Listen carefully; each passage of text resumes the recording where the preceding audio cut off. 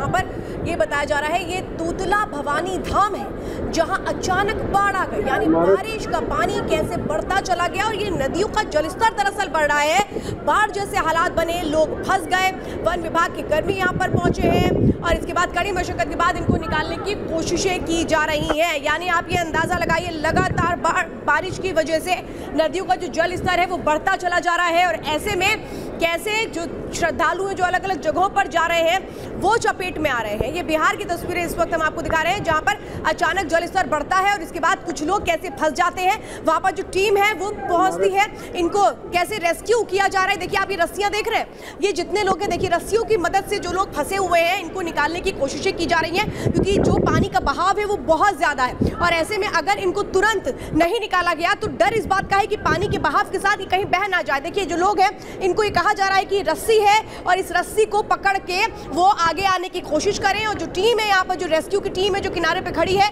उसके कुछ लोग उनको कैसे मदद कर रहे हैं कि वो रस्सी को पकड़े और इसके बाद जो बीच धार में लोग फंसे हुए हैं उनको वहां से बाहर निकाला जाए। ये तस्वीरें इस वक्त हम आपको बिहार की दिखा रहे हैं और यहाँ ये तस्वीरें आप देख रहे हैं, तोतला भवानी का ये धाम है जहां पर लोग पहुंचते हैं दर्शन करने के लिए, लेकिन चूंकि यहाँ पास में ही आप ये देख रहे हैं कि नदी है, बाढ़ का जो पानी है वो इस नदी में आ रहा है, जलस्तर बढ़ रहा है बारिश की वजह से और लोग कैसे फंसे। ये देखिए बीच में आप देख रहे हैं एक टावर जैसा है जहां पर कुछ लोग फंसे हैं और यहां से एक दूसरे छोर तक आना बहुत मुश्किल है और इसीलिए देखिए एक रस्सी का छोर यहां बांधा गया है, दूसरी तरफ आप ये देख रहे हैं जो रेस्क्यू टीम है ये रस्सी को इधर पकड़े हुए है ताकि लोगों को निकाला जा पाए। कम तकरीबन यहाँ पे अगर हम देखें तो 5 से 6 लोग हैं जो इस टावर पे फंसे हुए हैं और ये तस्वीरें हम दिखा रहे हैं। कोशिश यही है जल्द से जल्द इन लोगों को किनारे पर लाया जा पाए।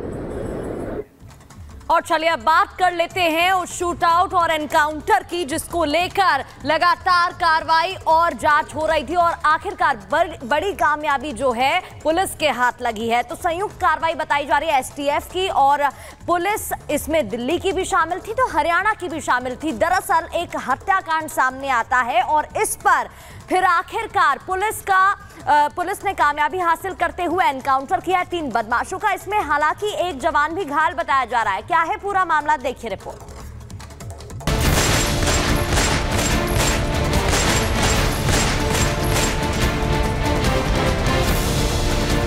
सोनीपत में 3 बदमाशों को पुलिस ने किया ढेर। खत्म हुआ हार्डकोर अपराधियों का आतंक। दिल्ली में किया था मर्डर, हरियाणा में रंगदारी मांगने का आरोप।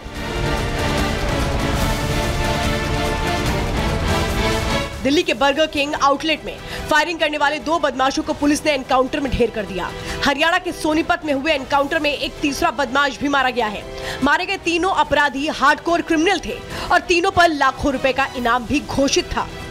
सोनीपत एनकाउंटर दिल्ली और हरियाणा पुलिस का ज्वाइंट ऑपरेशन था। जानकारी के मुताबिक खुफिया इनपुट के आधार पर पुलिस टीम खरखौदा इलाके में नाका लगाकर गाड़ियों की चेकिंग कर रही थी। इस दौरान सफेद कार से तीनों बदमाश आ रहे थे।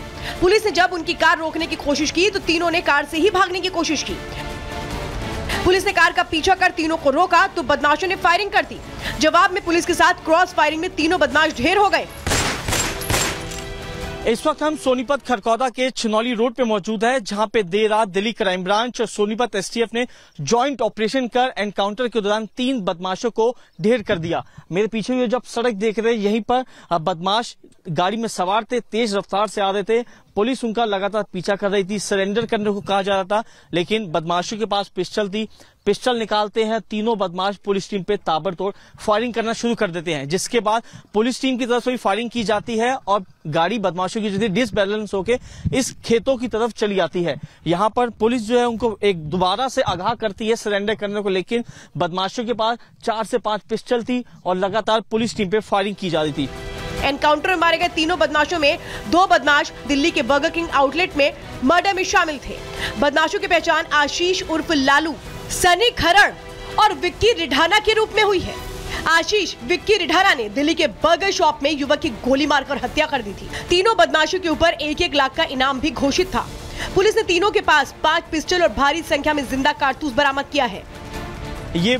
इनमें से 2 शार्प शूटर ने बीते दिनों दिल्ली के रजौरी गार्डन इलाके के बर्गर किंग पर एक शख्स पे 35 गोलियां मारी थी, जिससे उसकी मौके पे ही मौत हो गई थी। इस मामले में ये तीनों शूटर वांटेड चल रहे थे। हरियाणा और दिल्ली पुलिस की तरफ से 1-1 लाख का इनाम भी घोषित किया हुआ था। तो फिलहाल तीनों की मौके पे ही मौत हो गई थी। पुलिस मामले की जांच कर रही है। क्राइम ब्रांच ने ये पूरी एनकाउंटर जो है एक इनपुट के आधार पे की थी, क्योंकि ये तीनों शार्प शूटर एक भारी असले के साथ हरियाणा के गोहाना की तरफ बढ़ रहे थे। गोहाना में एक बड़ी क्राइम की वारदात को अंजाम देने वाले थे। उससे पहले ही दिल्ली पुलिस और सोनीपत एसटीएफ ने एनकाउंटर कर तीनों बदमाशों को ढेर कर दिया। मारे गए तीनों बदमाश बेहद खूंखार किस्म के अपराधी थे। इन्हें ना तो कानून का खौफ था, ना ही पुलिस का। इन्होंने अपना आतंक स्थापित करने के लिए हरियाणा और दिल्ली में कई वारदातों को अंजाम दिया था। दावा है कि कई व्यापारियों ने दहशत की वजह से इन्हें रंगदारी दी थी। रंगदारी वसूलने के लिए ये बदमाश हत्या करने से भी नहीं चूके थे। आपको बता दें कि मारे गए तीनों बदमाश हिमांशु भाऊ गैंग के शूटर्स थे। इस गैंग ने मूर्थल में ढाबे पर एक शराब कारोबारी की हत्या की थी। गोहाना के मातूराम हलवाई की दुकान पर फायरिंग का आरोप है। हिसार में लग्जरी कार शोरूम पर फायरिंग का भी आरोप है, जबकि दिल्ली के राजौरी गार्डन में बर्गर शॉप में भी मर्डर किया गया था। पुलिस ने भी कई राउंड फायर किए, जिसमें तीनों बदमाशों को मौके पे ही ढेर कर दिया। तीनों शार्प शूटर गैंगस्टर हिमांशु भाऊ के गुर्गे बताए जा रहे हैं। हिमांशु भाऊ इस समय विदेश में छिपा हुआ है, पूरी तरह अपनी सिंडिकेट को ऑपरेट कर रहा है। ये जो आप व्हाइट कलर के चौक से जो मार्क देख रहे हैं, यहाँ पे बुलेट के निशान थे। पुलिस ने इस पूरे हिस्से को मार्क किया हुआ है। 6 round fire, 7 round fire, blood के मार्क्स भी है। तो कहा जाए बदमाशों ने पुलिस के चुंगल से बचने के लिए कोशिश जरूर की। पुलिस टीम में फायरिंग करी, क्योंकि एक गोली एक सब इंस्पेक्टर के पैर पे लगी है और 2 बुलेट जो है डीसीपी अमित गोयल और एसीपी उमेश भरतवाल की बुलेट प्रूफ जैकेट पे भी लगी है, लेकिन तब भी पुलिस टीम की तरफ से फायर किया गया। ये तस्वीर देखिए यहाँ पर भी कई राउंड फायर हुए। पुलिस ने इस पूरे हिस्से को जो है चौक से मार्क किया हुआ है। ब्लड के मार्क भी आपको नजर आ रहे होंगे। तीनों बदमाशों के मारे जाने से दिल्ली हरियाणा के कई व्यापारियों ने राहत की सांस ली। बदमाशों के खत्म होने के साथ पुलिस हिमांशु भाऊ गैंग के दूसरे बदमाशों पर भी शिकंजा कस रही है। वही बदमाशों के मददगार की पहचान कर उन पर कानूनी कार्रवाई की तैयारी भी है। Bureau report, Republic Bharat. और चलिए खबरों में अब आगे बढ़ते हैं। एक काली गुड़िया और पूरे मालदीव्स में हड़कंप मच गया। खबर सामने आ रही है, राष्ट्रपति मोहम्मद मोइजू पर तंत्र मंत्र करके उनकी ही मंत्री ने नजदीकियां बढ़ाने की कोशिश की और उन पर जादू टोना टोटका किया। इस तरह के आरोप उनकी मंत्री पर लग रहे हैं। पूरा मामला क्या है, आपको इस रिपोर्ट के जरिए बताते हैं।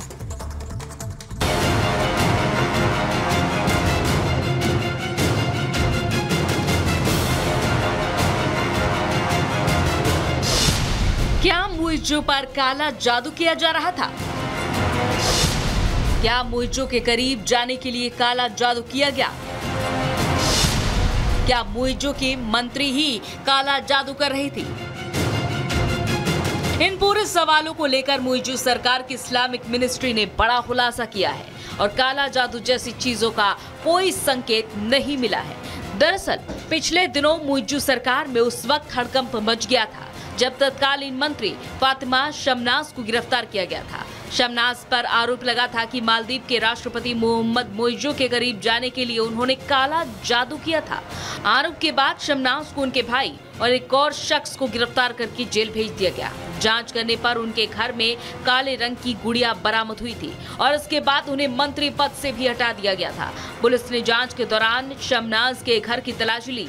जांच में पुलिस को मोबाइल फोन, बालू का गुच्छा और एक हार बरामद हुआ। पुलिस को जांच में एक टैग भी मिला था जो एक ऊनी गुड़िया थी। इसके बाद मालदीव में काली गुड़िया से जादू की खबर फैल गई थी, लेकिन अब इस्लामिक मिनिस्ट्री ने इस पर सफाई जारी की है और काले जादू की बात से इनकार किया है। शमनाज के वकील अली शाह ने एक टीवी चैनल से बातचीत में कहा है, इस्लामिक मंत्रालय ने शमनाज के घर से ली गई चाबी और दूसरी चीजों की जांच की और राय दी है कि काले जादू से संबंधित कुछ भी नहीं है। मोइजू पर काला जादू करने की खबरों के बाद चर्चाओं के बाजार गर्म था। हर गुजरते दिन के साथ इस पर सवाल भी खड़े हो रहे थे, लेकिन दूध का दूध, पानी का पानी हो गया है। Bureau report, Republic Bharat.